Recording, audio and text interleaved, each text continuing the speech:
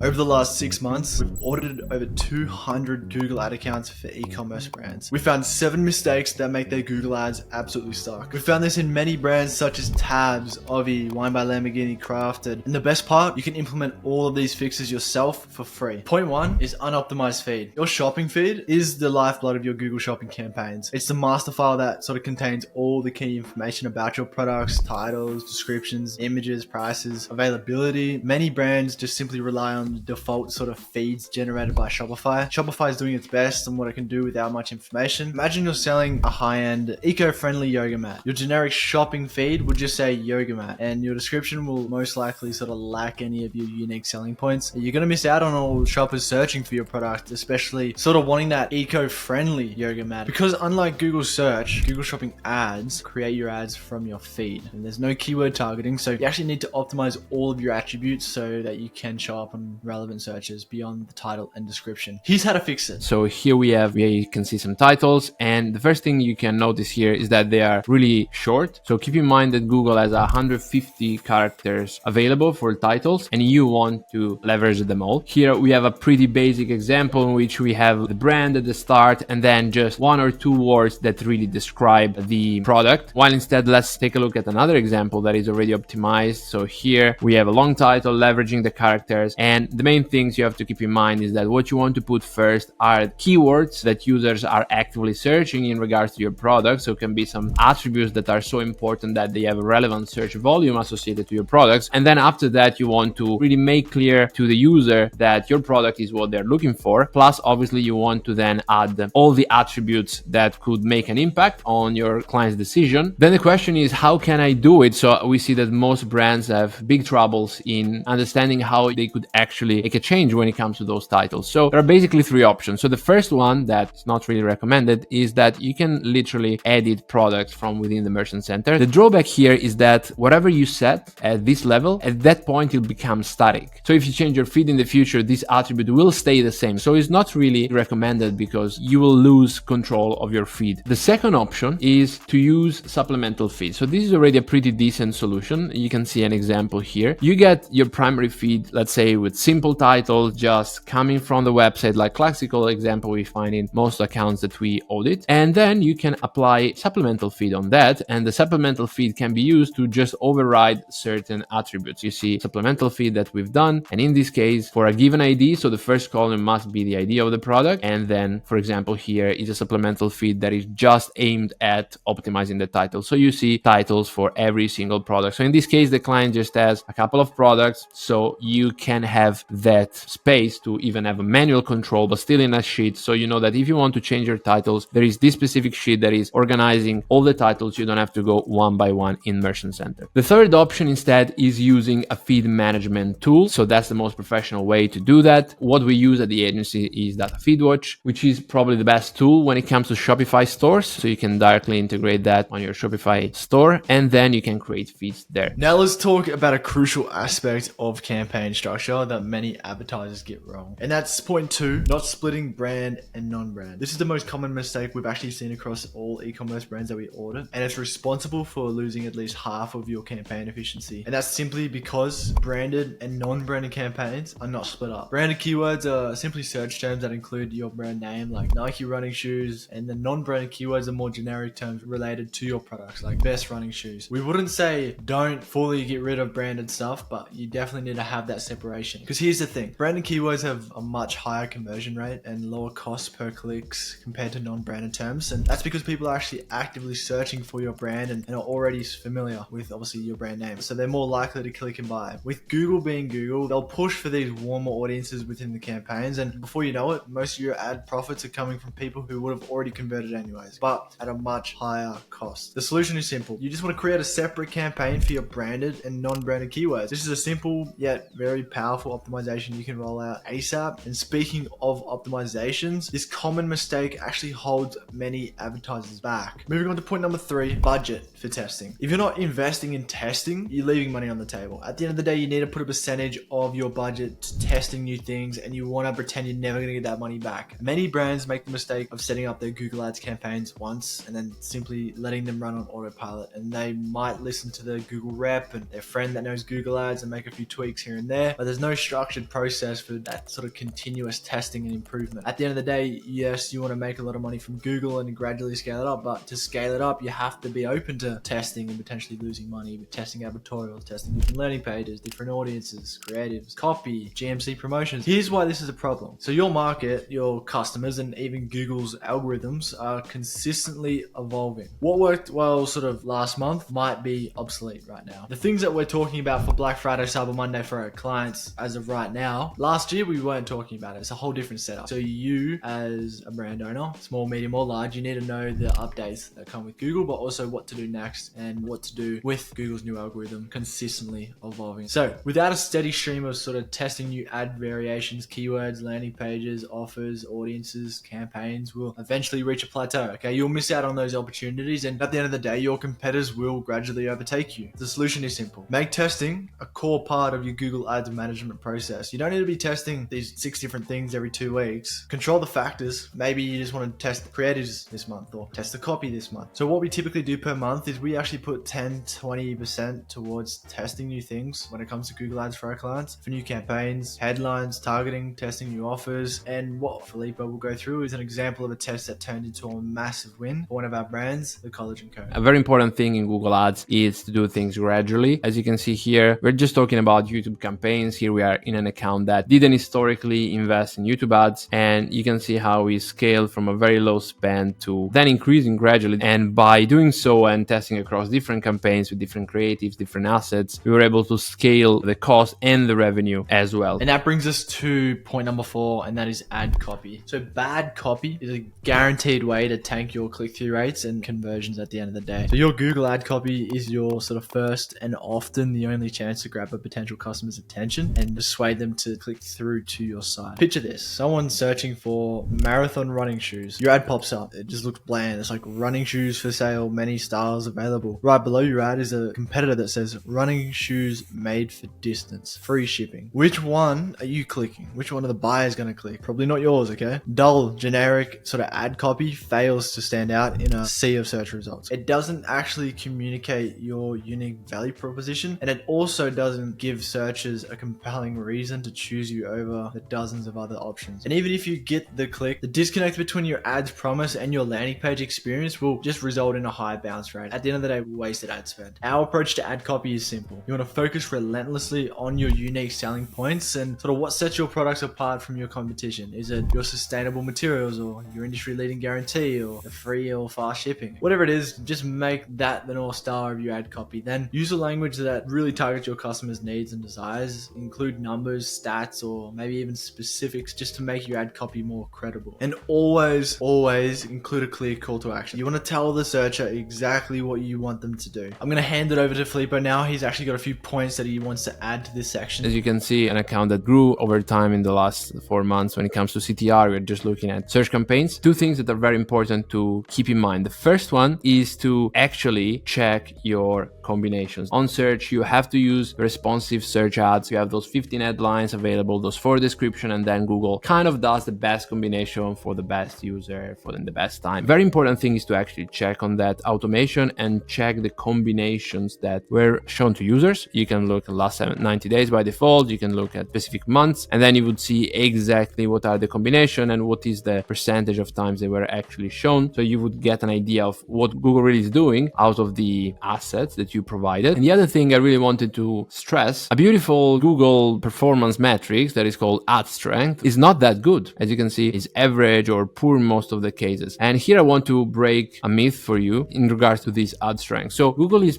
saying or implying, especially Google reps are doing it, that ad strength has an impact on our quality score, but it's not really the case. So I wanted to show you ad strength is not linked to quality score. And in particular, what's very annoying is that Google tends to give you those bad ad strength scores if you're pinning headlines. But we find it actually very useful in certain occasions. So as you can see here, we have a few headlines that are all pinned in position 1. So that means that Google for the first position can choose between those 4 headlines. So that's a good kind of combination, a good balance between being very strict with Google and say, hey, I want this concept in this headline, but also giving Google possibility to still play between 4 possibilities. Moving on to point number 5, customer email. 7 times out of 10, whenever we audit a brand, they're missing this key piece. case, and it's leveraging your customer email list. Very similar to how you can do it on Facebook. Upload your email list, target the audiences that are similar to those emails. You can do it on Google too, and you can set up a automation with Klaviyo, SendLane. If you're not leveraging your customer email list in your Google ad campaigns, you're missing out on a goldmine of targeting and optimization opportunities. Google has a feature called Customer Match. It allows you to basically upload your customer email list and just match them to Google users. This then lets you to create targeted audiences based on your existing customers for ad campaigns across Google Search, Google Shopping, YouTube, and Gmail. You can use Customer Match in your Google Ads campaigns in several powerful ways. One, targeting existing customers. Upload a list of your best customers, for example, those who have made a purchase in the last 30 days, 45 days, or simply customers that have a really high lifetime value. Then create a campaign specifically targeting this list with ads for complimentary products, loyalty rewards, or maybe even a special offer. Moving on to 2, upselling and cross-selling. So you can actually create segments based on past purchase behavior. For example, customers who brought running shoes. Target this list with ads for products that might need running socks or sports headphones or new laces. 3, excluding current customers. So if your goal is to really increase spend and let's say your break-even rise is like 1.4, 1.6 and you don't really care if you profit off the first sale and you want to go hard on sort of top of funnel scaling, you can actually use your customer email list to exclude current buyers and really focus on new customers. This ensures your ad spend is fully focused on new prospects rather than obviously people who have already converted in the past. Point number 4, creating lookalike audiences. You can use your customer email list to just create lookalike audiences, new prospects who sort of share very similar characteristics with your existing customers. This can help you find really high value potential customers you may have not reached yet. And here's how to quickly get these up and running. All right, so when it comes to your customer list, you can find them within Tools, Audience Manager, and just to visualize them better, you can filter by segment type and just select customer lists. So here you find a good example what you would like to get in your account. So these lists are synchronized with Shopify in this case, and we have different type of lists. So we have your actual customers, so the buyers, and that's really important for so many reasons. Within Google Ads, the algorithm can optimize your bidding, your targeting, and you can use it in some advanced features in order to focus on new customer acquisition, for example. Or you can target them if you want to do some upsells campaigns or to promote a new product to your existing buyers. Then we have people that abandon the cart and people that are just subscribed to the newsletter. So these are actually very hot list of people that we could target and get them to take the final step and buy your products. So what are a couple of ways in which you could have this customer list synchronized with your Google Ads account? The most common and I would say the easiest in our case is the synchronization with Klaviyo. So Klaviyo can be actually synchronized with Google Ads, and they have a nice article, so we can share that, and you will be able to synchronize a lot of your list and for different purposes: cart abandoners, customers, new customers, people that are coming back, lapsed customers. So you can really get creative and synchronize your Klaviyo list that you use for your email marketing with Google Ads, and that will be probably the best solution. Of course, you can still do things manually. So here is the template. You can just export your list from Shopify or whatever platform, and you can either just give a basically one column file with just email and just a list of email. But if you want to increase the match rate that Google will have, you can provide more details. So along with email, you can provide first name, last name, country, zip code, secondary email, and phone. And that leads us to point number 6, setting up the Google Merchant Center. If your Merchant Center is poorly set up, you're sabotaging your own campaigns. Your Google Merchant Center is the backbone of your Google Shopping campaigns, where you submit your product feed, store your shipping and tax information, and set up those product reviews. Suppose a shopper finds your product listing for a leather handbag. They're intrigued by the images and price, so they click through to the site. But once on the site, they discover that you don't ship to their country, that your estimated tax is way higher than what was shown on Google, or despite your product having dozens of reviews, none are visible on your listing, or having no returns set up, which can put off potential customers. Additionally, if you have a promotional code but don't communicate it in your Google Merchant Center, users may not click on your listing. So then the shopper would then abandon your site. Scenarios like this are very common when your Merchant Center is poorly set up. And this doesn't just hurt your conversions, it can actually get your products disapproved on the account or maybe even suspended by Google. You need to really meticulously manage your Merchant Center to avoid these pitfalls and just to ensure the success of your Google Shopping campaigns. So here's our setup guide. The first thing you really want to look at is under growth, your shopping experience scorecard.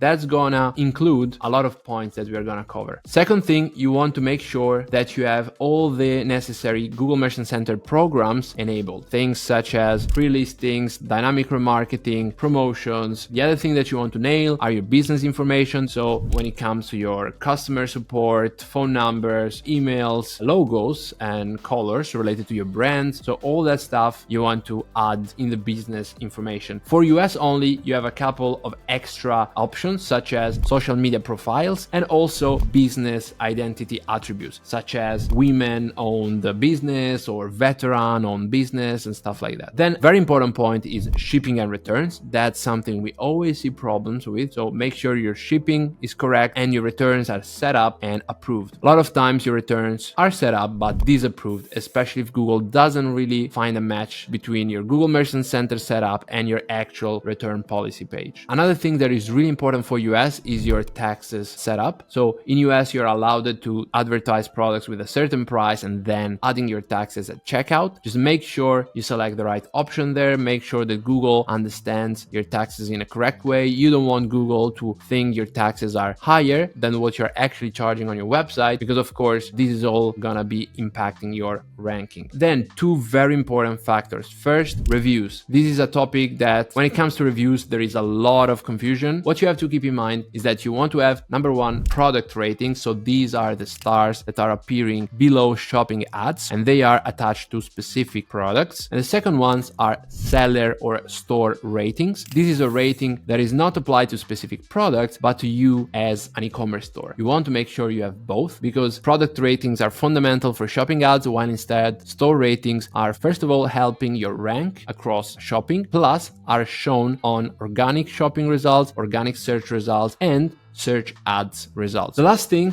is Google Merchant Center promotion is something that most of the people are not leveraging or not leveraging fully. So it's really important that you highlight any promotion you might have beyond simply price reduction. If you have something like buy two, get 10% off, get a free gift, get a gift card, or get free shipping with a special coupon code, make sure you leverage these Google Merchant Center promotions because they're gonna be shown within your shopping ads. So the user will know about your promotion before going to the product page, therefore increasing your CTR and visibility. Final point, landing pages. If you're not using dedicated landing pages, at the end of the day, you're wasting your ad spend and honestly frustrating your visitors. Landing page is the web page a visitor lands on after clicking your ad. Many brands that we've looked into, if that been audit or done market research on, make the mistake of sending all their ad traffic to generic pages like their homepage or a top level product category page. Generic landing pages create an irrelevant experience for visitors. If someone has clicked on your ad for a specific product or keyword, they expect to land on a page that matches the exact intent. Failing to meet this expectation, at the end of the day, it just leads to a high bounce rate, low conversion rate, and just lots of wasted ad spend. And that's why we always recommend to brands that come to us, create dedicated hyper relevant landing pages for each of your main ad groups or products. Here's a simple workflow for you to follow. Start by looking at the campaign structure. Identify the main keyword themes or selling points you're focusing on for each ad group or product segmentation. Then create a unique landing page that matches those keywords and selling points. The headline and obviously sub-headlines should really echo the language used in your ad copy because you want the whole ad to flow nicely. The page content should explain the specific features and benefits mentioned in the ad in more depth. To enhance your message, use sort of high quality images, videos, customer testimonials, and more importantly, the call to action on the page should match the intent behind the ad. If your ad is promoting a specific product, the CTA should be to purchase that product. If your ad is offering a lead magnet, the CTA should be to download the lead magnet. It shouldn't be buy this product or buy this. You can get very creative with this and you're not limited to just product pages. We have one really good example for you guys in regards to the product page advertorials. That is from a brand called Heart and Soil. On Google, content is king, relevance to the user's query is king, and here we find a very good example. All of these advertorial is built around one single keyword, which is carnivore diet. You can see that from the title and you can see that from all the content if you scroll the post. This type of content are usually disregarded when it comes to a Google Ads strategy, but they are actually more important than ever. Why? Because if you build a very relevant content around one or two keywords, you can get super low cost per click, even below 20 cents in markets such as the USA, for example, and therefore you can get a lot of visibility, a lot of of traffic, very good for remarketing as well, and also very profitable ROAS. The conversion rate is not going to be as high as transactional keywords, but you're going to get such low CPCs that the trade-off is actually positive. Another example could be as well this blog, a little bit less fancy layout, a little bit old, but also is a good example when it comes to the logic. So here we are talking about gym equipment you can use at home, and the whole angle of the article is you have specific physical problem, then I tell you everything about the physical problem, and I tell you that my product is actually going to help you to solve it. So you're not going only for product specific transactional queries, but you can build pages around keywords that your target user will be interested in, and they can eventually end up buying your products. And those guys are the top 7 mistakes to avoid when running Google ads for your e-commerce brand. To see how we've avoided these mistakes and made millions with Google ads, click here to learn the new way to run Google ads in 2024. With that being said, a big thank you for watching, and myself and Filippo, we will see you on the next one.